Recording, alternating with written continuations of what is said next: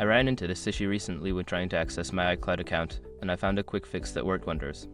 Here's how to resolve access denial on the iCloud app. Step 1. Check your internet connection. Ensure that your device is connected to a stable internet connection. A weak or unstable connection can prevent access to iCloud. Step 2. Update your iCloud app. Make sure you have the latest version of the iCloud app installed. Go to the App Store or Google Play Store and check for updates.